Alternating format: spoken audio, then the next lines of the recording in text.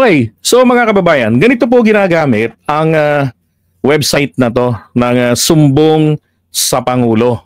Lang yan, nakalagay talaga, no, mahiya naman kayo sa inyong kapwa Pilipino.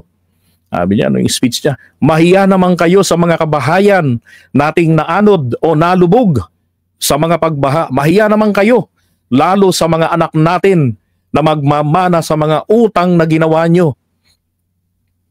Na binulsa nyo lang ang pera. Diba? Yung sa zona niya nung July 28. So, noong isang araw po ay inilunsad nga ho ito ng ating Pangulo, pero hindi pa rin po dito direktang nasasagot sino-sino po, Mr. President, ang kawatang congressman. Diba? So, ngayon, ganito ho yan. Ito po ay listahan ng mga proyekto na mula noong 2022 nationwide. Okay? Report ito ng DPWH.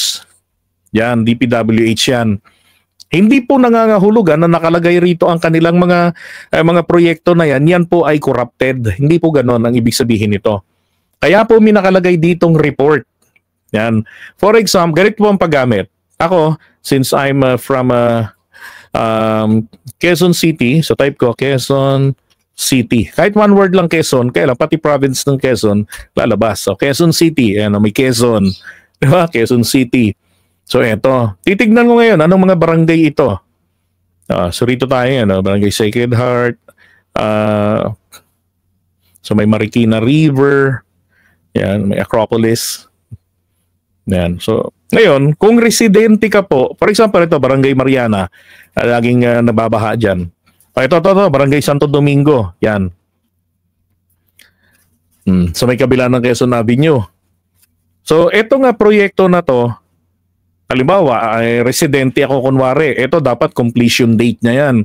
Pero nakikita ko na hindi naman ito nakakompleto. Nakatiwangwang. O kaya naman guni-guni lang. Pero nakasulat lang dun yung karatula na ito'y project. Diba? This is where your taxes goes.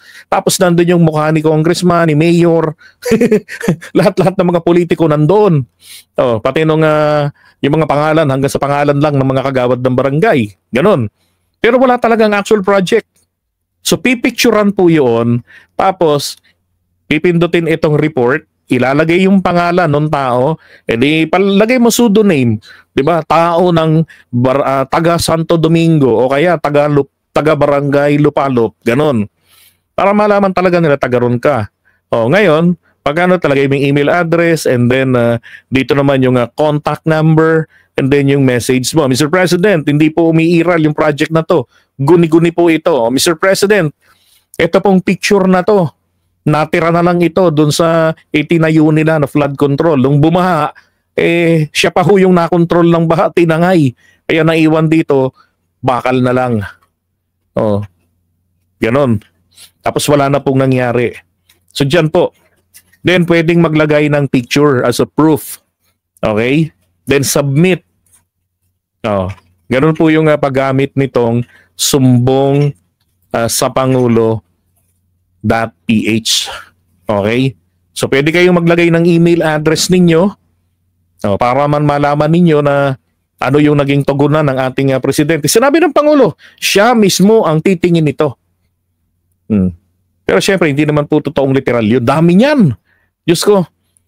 Sinubukan ko nga na sipatin dito yung sa Ilocos Norte. Napakarami rin Kasi binag-request sa atin si Mr. Gibb.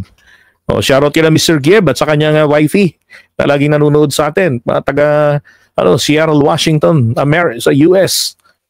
Ayan yan, Ilocos Norte, Ilocos Sur. Napakarami niya. Nakailang screenshot ako niyan. So ganoon po, hindi po, ulitin ko, hindi nangangahulugan na nakalagay ang mga proyekto sa bawat barangay, pati yung lugar, contractor, yung project cost, and then yung completion date. Hindi po nangangahulugan ito po ay guni-guni. Taong bayan po ang magre-report. Mr. President, yung nasa unang listahan, guni-guni, pruweba, picture, wala dyan. Okay, ganun po yung tamang paggamit.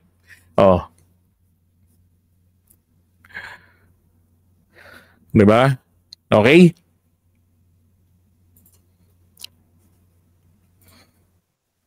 So baka doon sa mga lugar ninyo meron, diba? May mga binaha. Makikita niyo yung karatula roon. This is where your taxes goes. Ito yung project, ganito yung halaga. Oh, pwede niyo i-research diyan yung project name. Yung barangay ninyo, nakikita niyo doon. Oh, tignan niyo kung nakalista. Basta mula 2022 yan ha. Oh, ano hong ibig sabihin yan? Ha? Ina-isolate po ng ating Pangulong Marcos Jr. yung kanyang proyekto ng administrasyon niya, itinatama niya yung mga pagkakamali, and he recognized na may mga matinding korupsyon talagang nangyari itong panahon niya. At dapat lang po talagang ina-address kaysa po sa pinagtatakpan. Di ba? Ngayon, ang tanong, kamusta naman? Siyempre, maiisip ng taong bayan, kamusta naman yung 14,000 flood control, almost 14,000 flood control projects, completed projects ni Duterte na flood control. Nasaan naman ito ngayon? Kamusta naman? Diba? May binabanggit din sila na 2018 ang mula po sa tinitignan nila. Yun ang sinasabi ko eh. Because the first two years ng isang administrasyon, hindi ka pa makakahanap dyan ng naipatayo. Diba? On the third year, dyan mo ngayon makikita yan. So, second year, nandiyan na yung mga project, dyan yung bagsakan ng mga projects, di ba? Sa iba't ibang bahagi ng bansa. Pero, para mahanap mo yan, on the third year, doon mo yan kalkalin. And that's what the President did. Sa kanyang ikatlong taon, hinanap niya yung mga proyektong yan dahil nang paalalahanan siya ng langit, Mr. President. Magpapaulan kami. Hanapin mo ang iyong flood control projects. Kung mararamdaman ba. So, hindi na naman naramdaman, nagkabahaan na naman. Diba? O, and then nakita ng Pangulo, Marikina, na mababa pa sa water, sa sea level. Tapos hindi sila binaha. Ang Pasig na lugar, yung mga lugar na may mga binabaha, hindi binabaha dahil meron silang pumping station na hinihigop yung tubig na naiipon doon sa sa kalsada o doon sa imbornal, hinihigop papunta doon, binubuga sa Pasig River agad.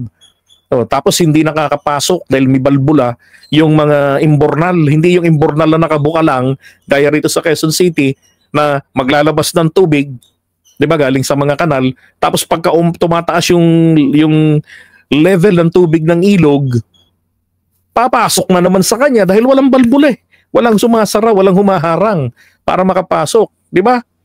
Tapos dapat merong pump na siyang tutulak ng tubig baha palabas. Tapos sarado na naman uli pagkalabas nun dahil may balbula. Yun naman, ganun lang naman kasimple yun eh. Milyones ang pera ng gobyerno pero hindi nagagawa kasi nga sabi nga ng Pangulo, win 2, 3 siya ng mga kongresista. Ayun naman ang sinasabi ng iba dyan eh. Yung proyekto ng Pangulo ni Toby Chanco, totoo yun. Kaya nawawala ng napapagawa ang presidente natin na proyekto, kinukuha ng mga mambabatas yung budget. Paano? So, ito yung budget proposal, NEP. Kakalkalin nila ngayon yan. May sarili pong proposed budget ang mga kongresista at ang mga senatong.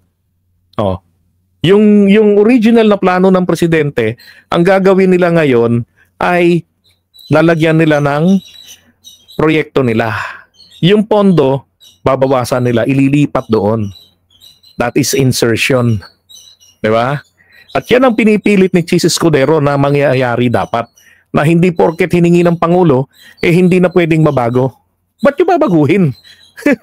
Tapos papalitan ninyo. Kung hindi nyo gusto yung proyekto na nakalagay doon, tanggalin nyo, pero wag nyong palitan. Diba? Wag nyong palitan dapat. Utrakis. Nang sa ganun, ang sistema kasi dapat, yung mga LGUs, diba? Through the local government, diyan na sila mag-submit, Mr. President, itong iba't ibang mga LGUs natin. Ito yung hinihingi nilang pondo. Tapos,